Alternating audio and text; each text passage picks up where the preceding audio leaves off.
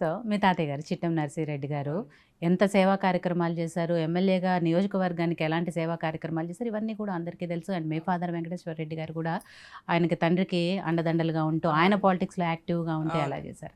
అలాంటి ఇద్దరు కూడా ఒకేసారి ఒకే ఇన్సిడెంట్‌లో అవునండి. మావోయిస్టుల కాల్పుల్లో వాళ్ళు యాహ్! మరణించడం అనేది నిజంగా వాళ్ళ అభిమానుల్ని అప్పట్లో చాలా కలిచివేసింది. అవును. ఇప్పటికీ తలుచుకుంటే కూడా చాలా అవును. మందికి అది ఉంటుంది కాబట్టి, అవునండి. నాకు తెలిసి ఆ ఇన్సిడెంట్ అప్పుడు మీరు చాలా చిన్న అవును. వయసు. అవును. గుర్తుందా ఆ క్షణాలు మీకు గుర్తున్నాయా? ఎట్లా గుర్తున్నాయండి. ఫేస్ చేశారు అవి? గుర్తుందండి. ఇట్స్ లైక్ నాకేంటంటే నేను చెప్పాను కదండీ! చిన్నప్పుడే నాకు రెస్పాన్సిబిలిటీస్ ఎక్కువ అన్న ఫీలింగ్‌లో ఉన్నాను. ఎందుకంటే మా తాతగారు గూడా చిట్టెం నర్సిరెడ్డి గారు గూడా చాలా ప్రిన్సిపల్డ్ పర్సన్ అండి. సో, ప్రిన్సిపల్స్ మాకు గూడా అలానే నేర్పించారు. సో, ఇన్ జనరల్ ఏంటంటే ఇప్పుడు ఇంట్లో చిన్న పిల్లలు ఆడుకోవడం, పాడుకోవడం ఆర్ వాళ్ళు డ్రెస్ విధానం కానివ్వండి, ఏదన్నా ఇప్పుడు మనం when we are in the society for the people there is a certain way you have to behave, certain way you have to dress అనేది మాకు చిన్నప్పటి నుంచి ఇట్ హ్యాస్ బీన్ కమింగ్. అది మా తాతగారు చెప్పి వెళ్ళినప్పటి నుంచి. సో మా తాతగారు ఏంటంటే అండి ఆయన చేసిన పనులు అప్పట్లో యాక్చువల్లీ మక్తల్ కాన్స్టిట్యున్సీ మొత్తం నారాయణపేట మక్తల్ కలిసి ఉండేది. సో మక్తల్ కాన్స్టిట్యున్సీలో అప్పట్లో ఎడ్యుకేషన్ అనేది మారుమూల ప్రాంతం లాగా ట్రీట్ చేసేవాళ్ళు. చాలా వెనుకబడ్డ ప్రాంతం కూడా, ఇప్పటికి కూడా అదే అంటారండి, నారాయణపేట అంటే వెనుకబడ్డ ప్రాంతం అంటారు.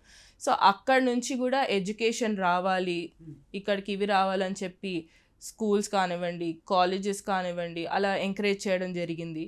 దాని తర్వాత వాటర్ కావాలి మా దీనికోసం అని చెప్పి కొట్లాడడం జరిగింది.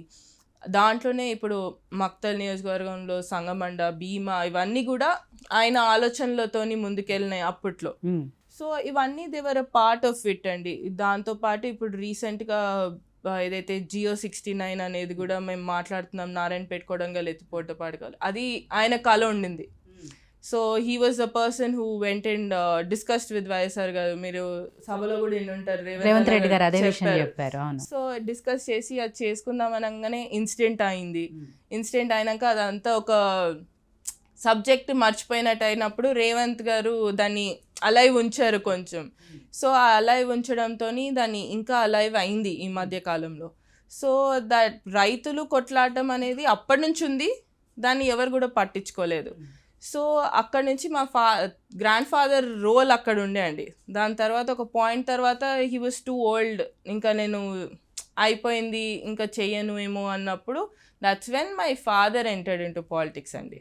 సో ఇంకా తాతగారు వాజ్ లైక్ ఏజ్ అవుతుంది ఎందుకు అన్నప్పుడు ఫాదర్ ఎంటర్ అయినప్పుడు father was very active.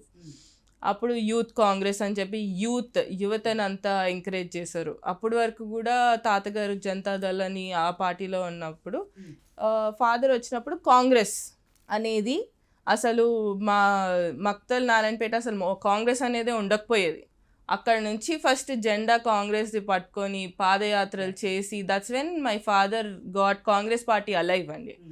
So దాంట్లో వైఎస్ఆర్ గారు కూడా గుర్తించి ఆయనకి ఏదైతే వైస్ ప్రెసిడెంట్, అప్పుడు యూత్ కాంగ్రెస్ వైస్ ప్రెసిడెంట్ చేశారు ఉమ్మడి ఆంధ్రప్రదేశ్ దానికి.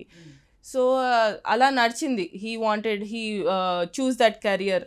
సో అక్కడ నుంచి ఇట్ వెంట్ ఆన్ అండి. ఎందుకంటే ద లెగసీ అనేది his thing. Then suddenly elections వచ్చాయి. ఎలక్షన్స్ వచ్చినప్పుడు ఓకే తాతగారు కంటెస్ట్ చేస్తామన్నప్పుడు తాతగారిని నించోబెట్టడం, లేకపోతే అప్పటి వరకు థాట్ అనేది తాతగారి కోసం చేస్తున్నాం, వచ్చి కంటెస్ట్ చేస్తే వి వుడ్ సపోర్ట్ హిమ్ అనేది ఇది ఉండే.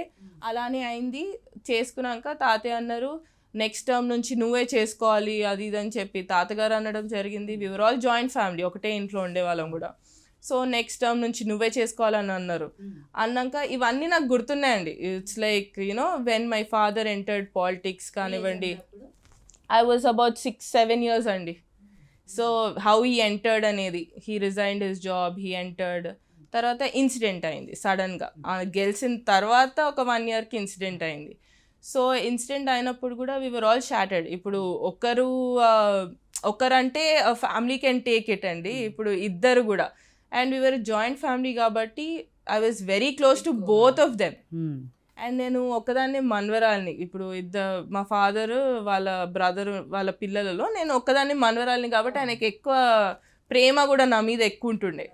So that way I was very loved by him. So నాకు ఇద్దరు అండి ఇప్పుడు ఈక్వల్ అంటారు కదా, ఇట్ వాజ్ ఈక్వల్ ఆబ్వియస్లీ, ఎందుకంటే డాటర్గా ఫాదర్కి చాలా క్లోజ్ ఉంటాం. So that way and grand father also.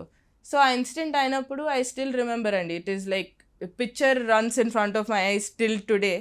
ఎట్లా అంటే స్కూల్కి వెళ్ళాను, 15th August చేసుకుంటాము, స్కూల్ నుంచి వస్తాము, స్కూల్ బస్ దిగినాక అక్కడిక్కడ ఇల్లులు అని చెప్పి తాతయ్యకి అప్పుడు మదర్ వాళ్ళ ఫాదర్కి బాగాలేదని చెప్తే అక్కడికి వెళ్ళాను. సో చూడ్డానికి వెళ్ళినప్పుడు ఉట్టి వెళ్ళి కూర్చున్నానండి, భోజనం చేద్దాము అని చెప్పి కూర్చున్నాను. అమ్మమ్మ ఇంటికి వెళ్ళి కూర్చోగానే మమ్మీ ఉన్నారు, మామే ఉన్నారు, నడువులే అని అన్నారు. నాకు అర్థం కాలేదు, భోజనం చేస్తుంటే లేపుతున్నారు అని అనుకుంటాం కదా, పిల్లలుగా మనకు అర్థం కాదు. సడన్గా they pulled me out from there and we went to our house. వెళ్ళేసరికి చూసేసరికి my grandmother is crying, everything is happening, news is running on the TV. So నాకు ఒక సెకండ్ అర్థం కాలేదు. మా మమ్మీ మా మామయ్య చెప్పింది ఒకటి ఏంటంటే, అత్తలందరికి ఫోన్ చేయమ్మా అని చెప్పి వెళ్ళారు. సో ఓకే అని నేనే కాల్ చేశానండి. నా still remember, I called everybody, I asked them to come home. తర్వాత సీన్ అంతా అయింది. అప్పటికి ఒకటి తాతయ్యది ఒకటే వస్తుంది. ఐ వాజ్ సమ్వేర్ హోపింగ్ అనేది తాతయ్యది ఒకటే వస్తుంది కాబట్టి ఫాదర్ ఇస్ సేవ్. తర్వాత నెక్స్ట్ స్క్రోల్ వచ్చింది, he's injured and taken to the hospital. అది లైక్ ఓకే ఇంజ్యూర్డ్ ఓన్లీ కదా, he's taken and he'll be okay అని అనుకున్నాను. తర్వాత ఒక పాయింట్ తర్వాత I switched off the TV అండి, నేనే ఇంకా బంద్ చేశాను. టూ మచ్ ఆఫ్ క్యూర్స్ ఎందుకు సీయింగ్ దట్ టీవీ అని చెప్పి, already we're all in sorrow, why to again escalate it అని చెప్పి switch off. All those visuals were playing and all that. Who would like to see those visuals or anything? So I switched it off. Switch off చేసిన తర్వాత కూర్చున్నాం, అందరు వచ్చారు, everybody came home and all that. మా ఫాదర్ది enquiry అయ్యేటప్పుడు one of my cousin, my eldest cousin, she just came. I was like, how is he, find out అని చెప్పి అనుకుంటే I was taking care of the rest of my brother was young and he was sick. 6 years కదండి. So he was sick also, జ్వరం ఉండింది. So I was taking care of him. తర్వాత ఒక దగ్గరికి వచ్చి my cousin pulled me out and is like, you have to take care of your mom and brother అని చెప్పింది, ఒకటే మాట. And I understood. For a 11-year-old to understand that language is, you can understand my maturity level was higher enough. So I cried.